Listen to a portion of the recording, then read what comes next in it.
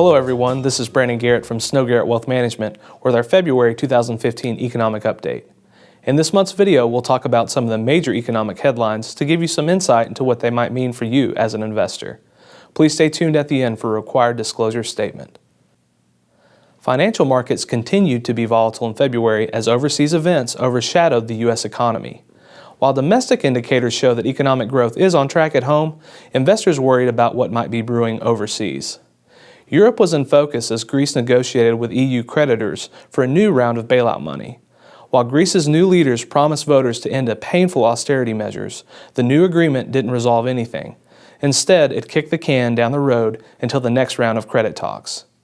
Markets reacted positively to the deal since it means that Greece will stay solvent and remain in the EU. On the domestic front, we got our second look at fourth quarter economic growth and discovered that the economy grew at a slower pace than initially estimated. However, the good news is that consumer spending, one of the largest contributors to the economy, grew at the fastest pace in 4 years. Hopefully, an improving job market and low gasoline costs will continue to support consumer spending this year. Fourth quarter earnings season is winding down, and the overall picture is mixed. While earnings for S&P 500 companies were up 6.5% over fourth quarter 2013, revenues were up just 1.6%. These numbers show that many U.S. businesses are still struggling with weak demand. We finally got more guidance from the Federal Reserve about interest rates.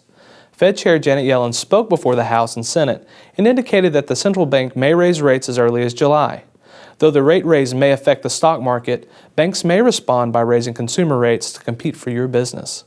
Rate increases may also make mortgages and loans more expensive, so you may want to factor that into any major purchases you plan to make this year.